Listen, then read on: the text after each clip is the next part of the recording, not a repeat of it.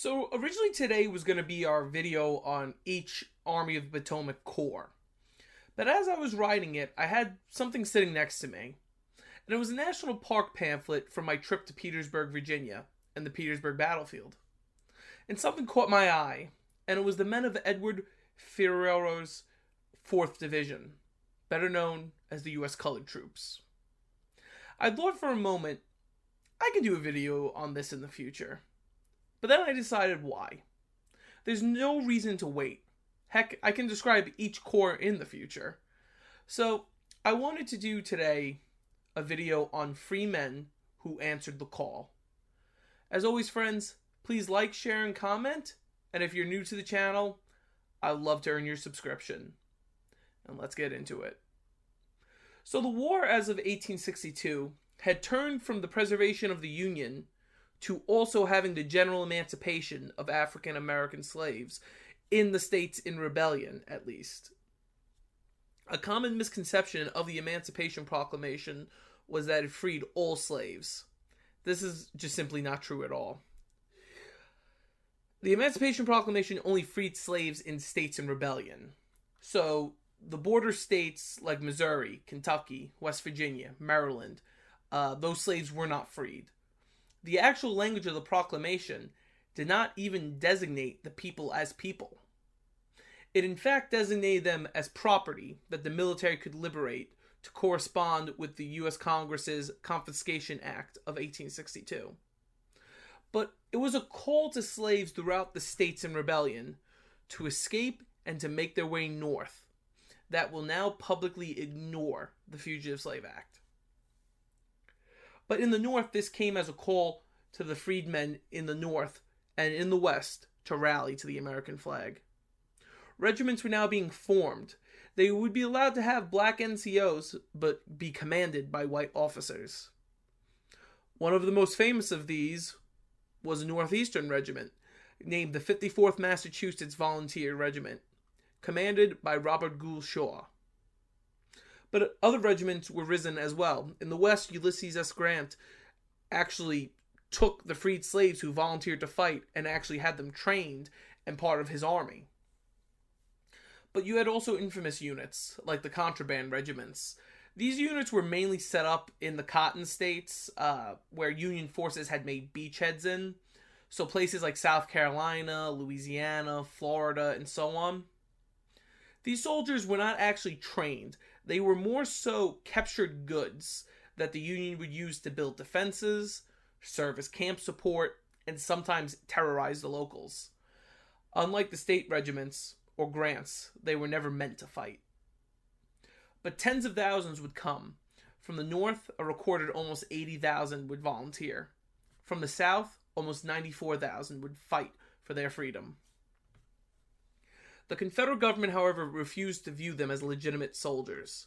Instead, they viewed them as property, and the officers as thieves.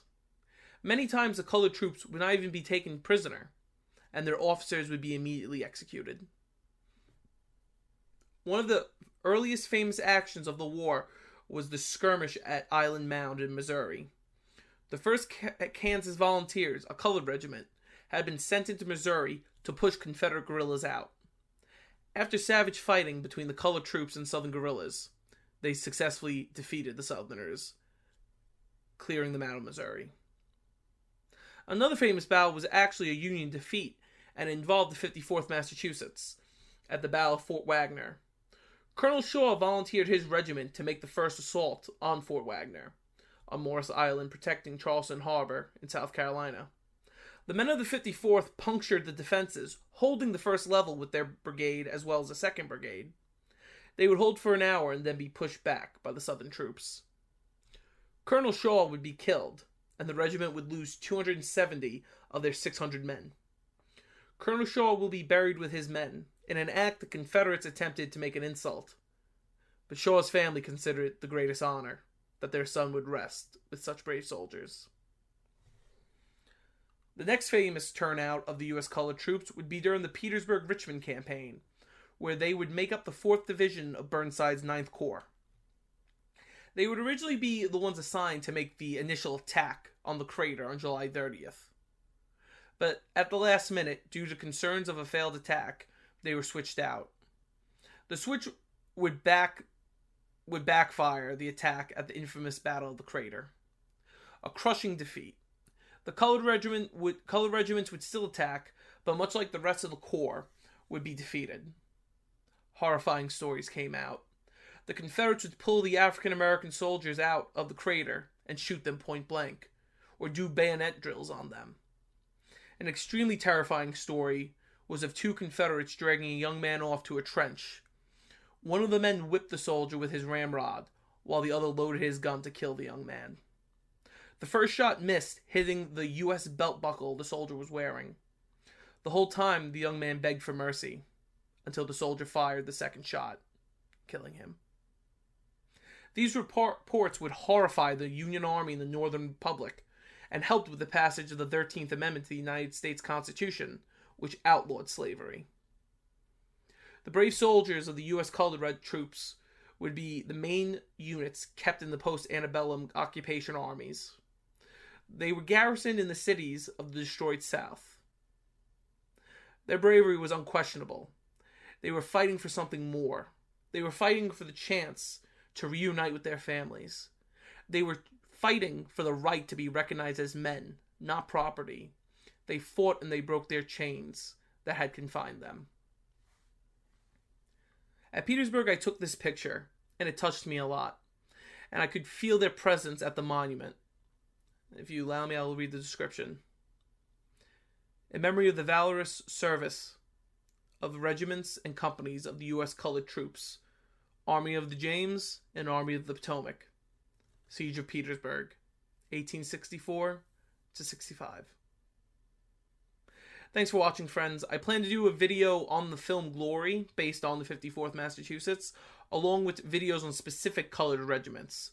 It is U.S. Colored Regiments that are what paved the way for the Buffalo Soldiers and the Harlem Hellfighters, and then integration of the U.S. military. Thanks for watching. I appreciate the support.